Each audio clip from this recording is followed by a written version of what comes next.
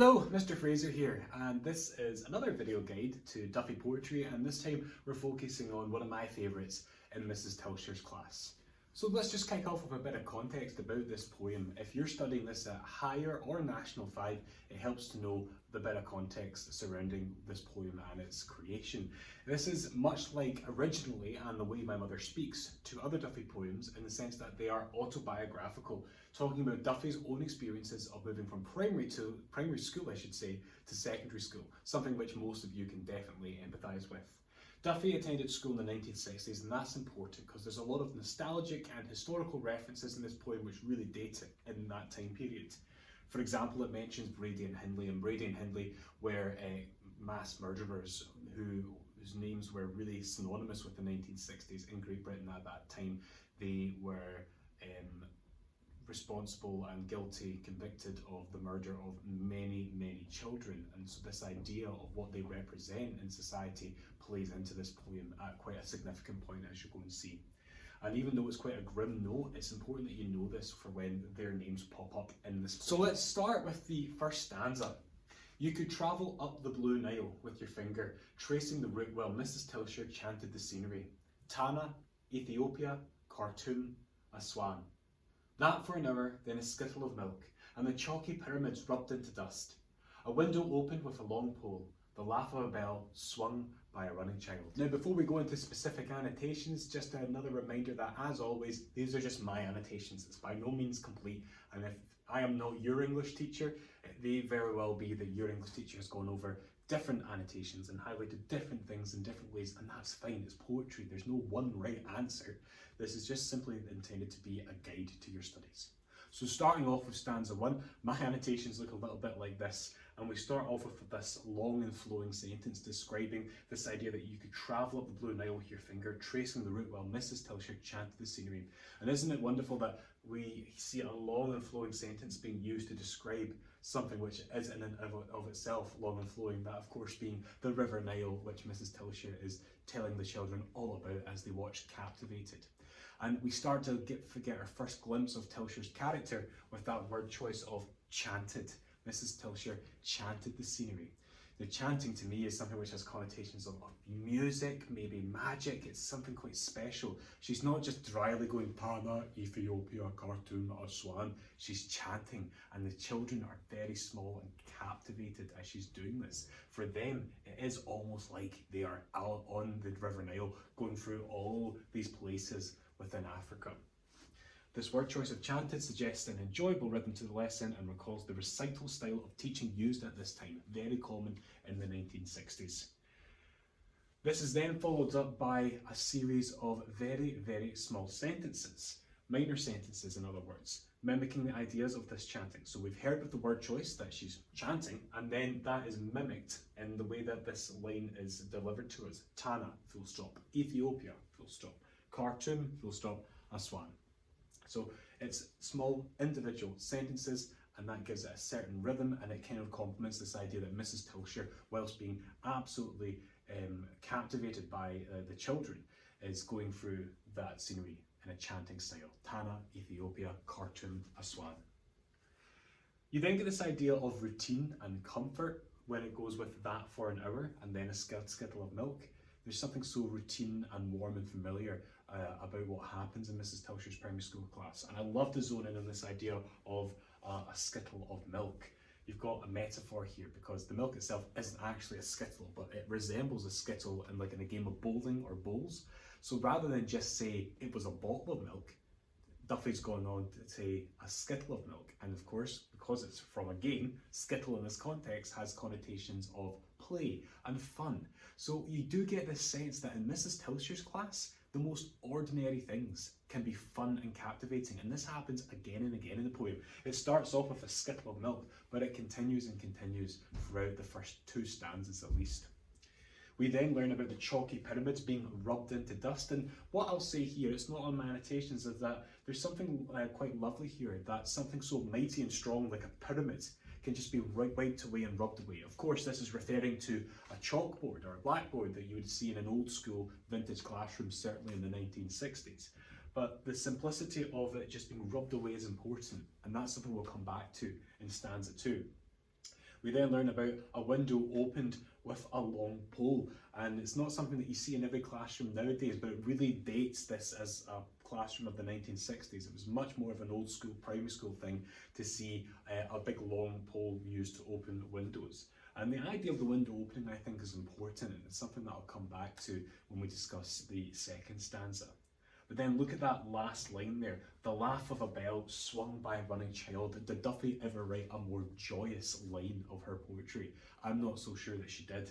So obviously with the laugh of a bell, what a positive phrase, and its personification. The school bell isn't just ringing, it's laughing. So much like the skittle of milk, the most mundane, ordinary things are brought to life, and they're almost magical. Something which just tends to always happen in Mrs. Tilscher's class. So it's not the ring of a bell, it's a laugh of a bell. Connotations of enjoyment, childhood wonder as well. And it's being swung by a running child, so it's very much a carefree environment. The child is running, and this time, unlike in War Photographer, the children aren't running in fear and desperation. Children are running in the way that we'd expect them to, because they're happy, because they're playing and having a great time.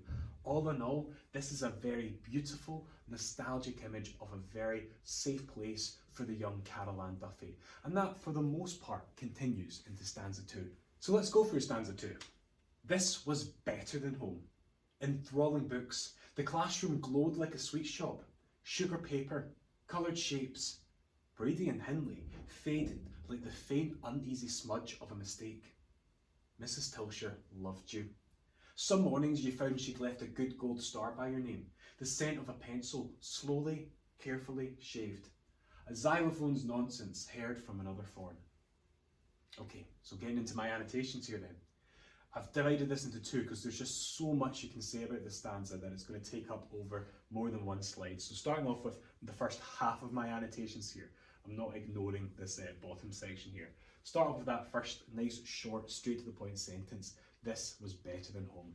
Well, it's been hinted in the first stanza, but if you had any doubt over how Duffy feels about Mrs. Tilscher's classroom, she adores it. And this is not her suggesting that she had a difficult home life or anything. No, she's just saying that Mrs. Tilscher's class was so wonderful, so captivating and so magical that she almost preferred it from home. It's undoubtedly I should say, better. And that instantly gets followed up with this short sentence here, enthralling books. What great word choice there. And much like the bell ringing and the skittle of milk, it's an ordinary object, a book. And if you're not much of a reader, books aren't that exciting. But for her, an everyday object like a book is exciting. Like the laugh of the bell, like the skittle of milk, the books are simply enthralling. This emphasises how much Duffy enjoyed school, and in particular its books. The word choice of enthralling has connotations of excitement and being totally absorbed by the book, giving the classroom again a magical quality. It develops again a theme of innocence, which you see recurring here, themes of innocence and growing up throughout this poem. Then what a wonderful simile that we have here. The classroom glowed like a sweet shop. It's obviously a reference to how primary school classrooms in particular are surrounded by colourful images, wall displays, sugar paper, coloured paper, things all over the place that make it very bright. So bright and colourful that in Duffy's estimation, it glows like a sweet shop. And of course, traditionally children love sweet shops. So by likening the classroom to something like that, it's again clear that she's very innocent, very sweet, and absolutely adores being in this class. And then what we have next is what seems to start off to be yet another lovely innocent list. It certainly starts off that way. Sugar paper, coloured shapes. It's all looking like we're going to get a third punchy ending to that list, like the power of three. Sugar paper, coloured shapes, again listing these things off, very lovely language, very sweet, very colourful, but then out of nowhere we're hit with Brady and Hindley, the Moor murderers. Now, as I said at the top of the video, Brady and Hindley were real-life murderers who were arrested in the 1960s and imprisoned for the murder of many, many children. And we've just had a huge build-up of all this lovely positive imagery, and all of a sudden we're hit with Brady and Hindley. And look at how there's enjambment here. Enjambment is when a sentence falls over multiple lines, and the enjambment here lies at the very end. The line ends with Brady and Hindley, but the sentence continues. So Brady and Hindley are left isolated and emphasised. So it's really jarring for the reader who knows who Brady and Hindley were. You've had all this lovely imagery, and then all of a sudden, Brady and Hindley are mentioned. It's a very shocking contrast, and the enjambment serves to emphasise this. However, that one glimpse of darkness that we get is quickly dealt with. It's almost as if by opening the window with the long pole, the outside world was briefly exposed to the children. Brady and Hindley kind of snuck in the metaphorical sense, but very quickly, much like the chalky pyramids, Mrs. Tilscher can come in and save the day and wipe them away. But it's not quite as straightforward as getting rid of the chalky pyramids. Yes, they faded like the faint, uneasy smudge of a mistake. The faint, uneasy smudge of a mistake doesn't feel as smooth a clean as getting rid of the chalky pyramids in stanza 1. This time, they are erasing. It's successful, but it seems much more uncomfortable. Just look at the language. It's faint, uneasy, and it creates a smudge. These are kind of more negative examples of word choice here. So yes, Brady and Hindley kind of seep into their consciousness. Mrs. Tilscher can come in and kind of smudge out and get rid of it, but there's a little blotch that's remained, a little smudge, meaning that it's never quite away. And this is our first hint in the poem that there's maybe more darker ideas ahead. After all, Duffy, we assume at this point, is in primary 7, and secondary school and growing up is all ahead of her. So my annotations for that first half of stanza 2 take up one entire slide, so I'm going to shove these ones away and continue with additional annotations for the second half of stanza 2. So we then continue with this idea of Mrs. Tilscher loved you, and this is immediately following the Brady and Hindley suggestion, the mention of Brady and Hindley, and the idea that we just smudged them away. And it's almost as if we're having to be reassured again that Mrs. Tilscher, I should say, loved you. Right back to the original feelings of warmth and comfort from before. She loved you. Some mornings you found she'd left a good gold star by your name, and then the scent of a pencil slowly, carefully shaved. I love the sentence structure here. The adverbs slow down the pace of the sentence, complementing the slow action of gradually sharpening a pencil. I often read this as Duffy savouring that moment. Sharpening a pencil might be an ordinary thing, but much like the books, the laugh of a bell, the skittle of milk, these ordinary objects have much more magical meaning to her, and she savours them. So she doesn't just quickly sharpen a pencil, she does it slowly and carefully, enjoying the scent of it, because for her that just takes her right back to that sense of safety, something which, as we're soon going to learn, she's going to want to cling on to as her life gets a little bit darker and a little bit more uncertain. We also learn about a xylophone's nonsense heard from another form.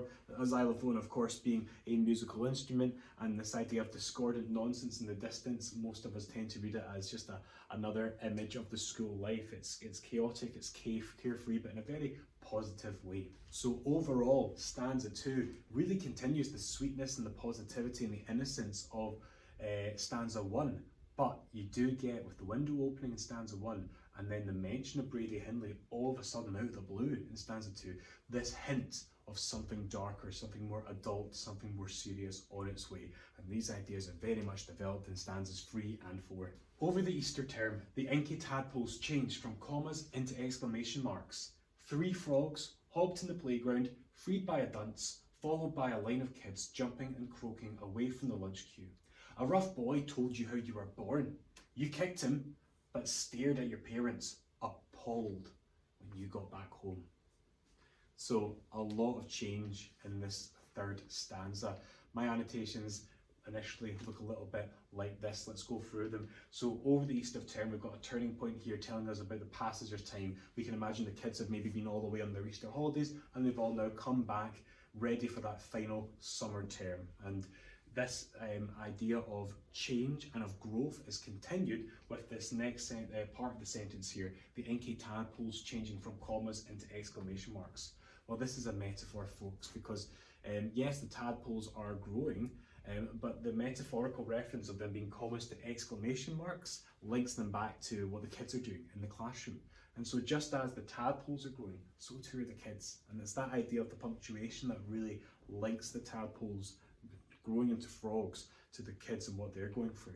And that idea continues as this stanza continues, I should say.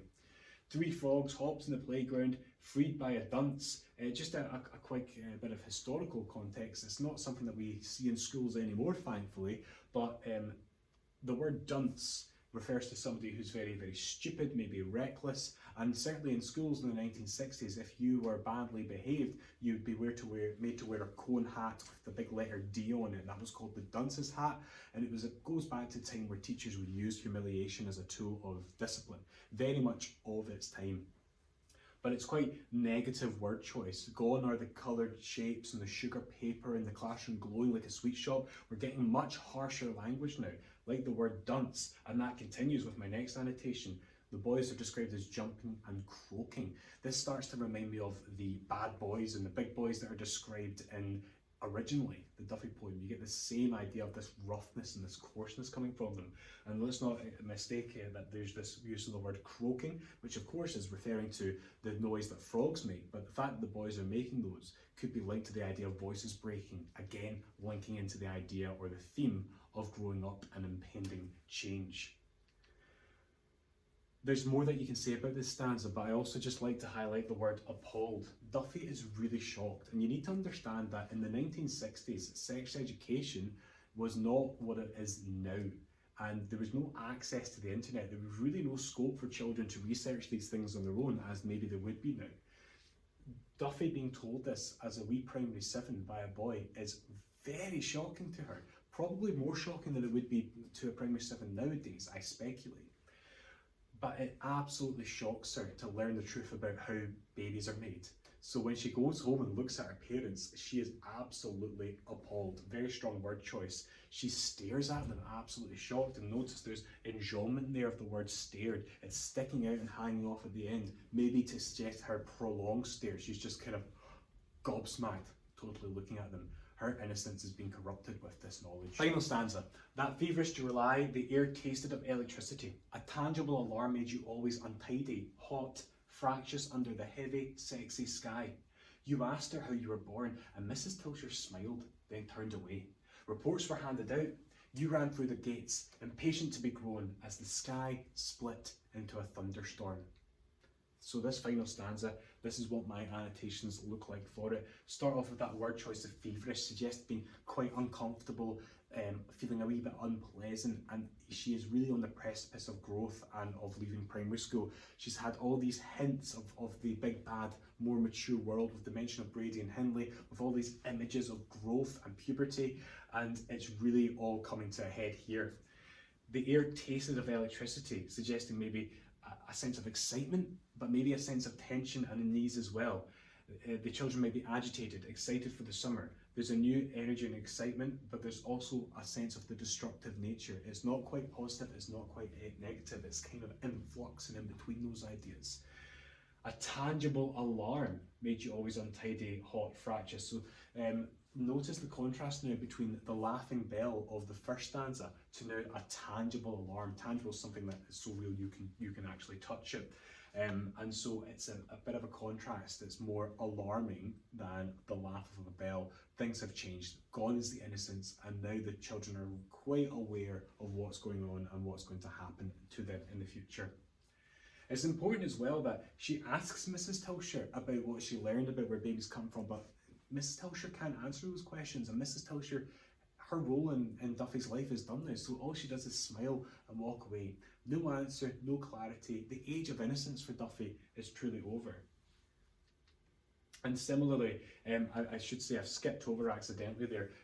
We've got this really important quote here of being untidy, hot, fractious under the heavy, sexy sky. So as Duffy is untidy, hot and fractious, we can infer that they are experiencing the uncomfortable onset, the beginning of puberty. The word choice of hot and fractious would suggest restlessness and discomfort, and it's also what we call a pathetic fallacy, which is when, in any literature, when the weather reflects the mood. So here a thunderstorm is coming, and so that would suggest difficult, tense, dark times ahead. The next particular mention of the word sexy as well also is a very clear nod and reference to the fact that it's not just the physical growth, but it's the advent of sexual awareness for these kids too. And that is an important change, but it's also potentially quite daunting and intimidating for Duffy at this time. It's not quite comfortable and it's not quite uncomfortable, it's just a little bit in between when I read this poem. Lastly, you ran through the gates, impatient to be grown, as the sky split open into the thunderstorm. We have the continuation of the pathetic fallacy here with the thunderstorm, and this idea that she's running through the gates, impatient to be grown, impatient again suggesting that there's this constant movement and this constant need for it to happen.